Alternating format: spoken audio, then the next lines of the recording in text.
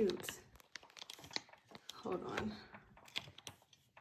Okay, hold on. Oh, almost broke a nail trying to record this. Are we good?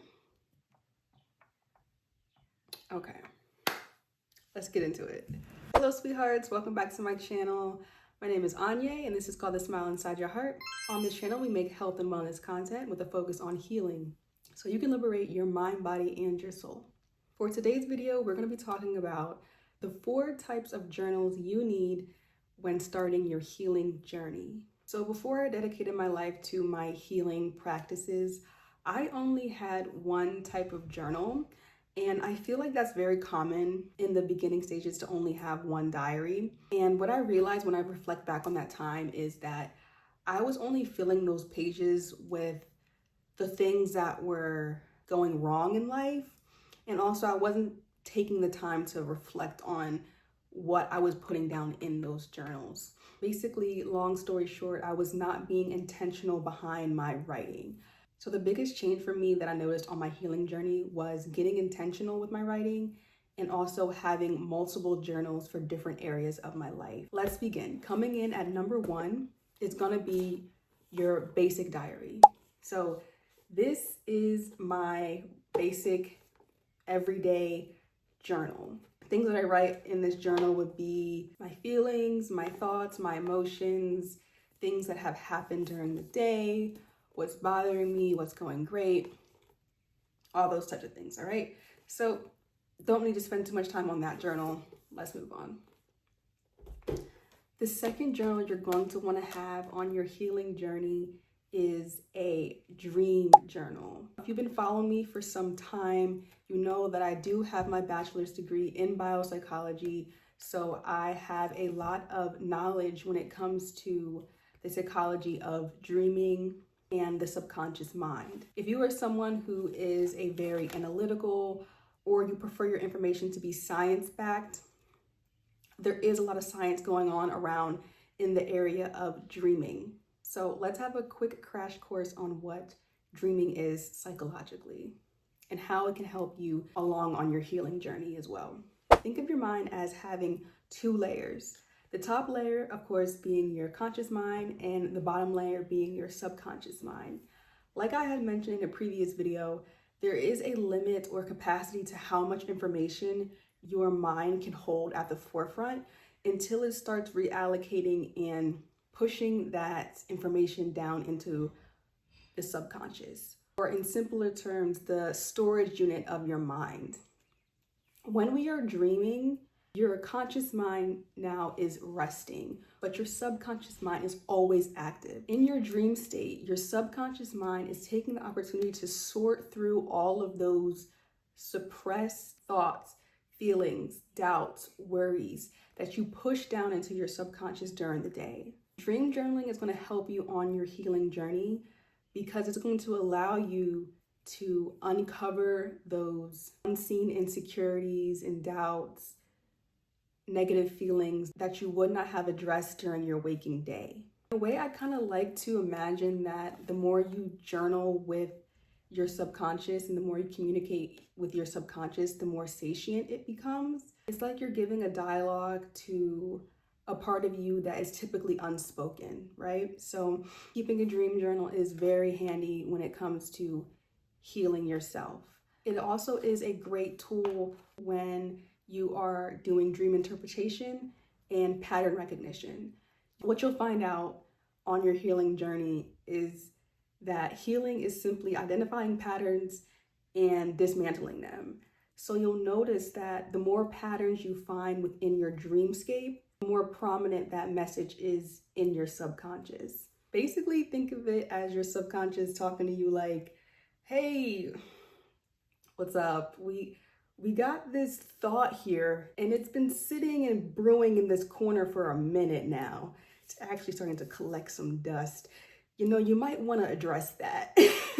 Now, if you are someone who is on the spiritual or mystic journey along with your healing journey, a dream journal is a great medium and great channeling device for connecting with your source, your higher powers, or whatever faith you believe in, if you allow it to be, right? So If you would like a message from someone who has passed on, or a spirit guide, any energy beyond the physical realm, you can ask that presence to come to you in your dreams.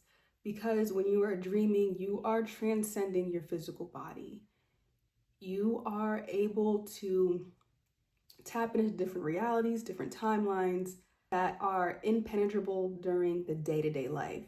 Think of your dreamscape as an opportunity to connect as well. When you ask for that type of guidance, that type of clarification, it's best to write down what you asked for before you go to sleep, and then write down the dream you had upon waking up and see if you can connect any of those dots. Okay, so journal number 3 that you're going to want to have on your healing journey is what I like to call your journal of faith or higher power. So of course, it's going to be up to your discretion, whatever your faith is, but having a journal alongside your spiritual journey is really going to help your development, not only in your healing life, but spiritually as well. So this is my astrology journal. When I started it in 2023, I called it my astrology journal, but it's kind of morphed into other areas. Ever since I've gotten into psychic readings, my readings are in here, my automatic writings. When I do readings for other people, I put it in here. So yeah, things like that. And it's completely up to you what practice you choose, as long as it's working for you. This can be a journal based on whatever scripture you're currently reading, or any other spiritual text that you tend to gravitate towards.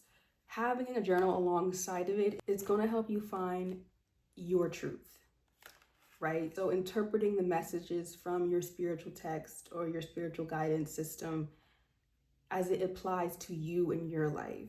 And then last but not least, the 4th type of journal you're going to want to have on your healing journey is your therapy journal. Now, quick disclaimer, I understand that therapy is a privilege and a luxury, and not everybody has access to it. I do recommend therapy for everyone who can get their hands on it.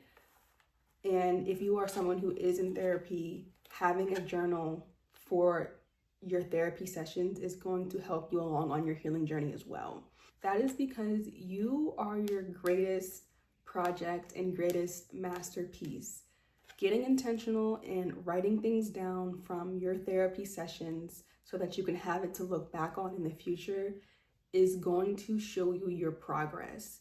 And it's going to show you those areas of your life that are either holding you back from your success in your healing or are pushing you towards your success in your healing.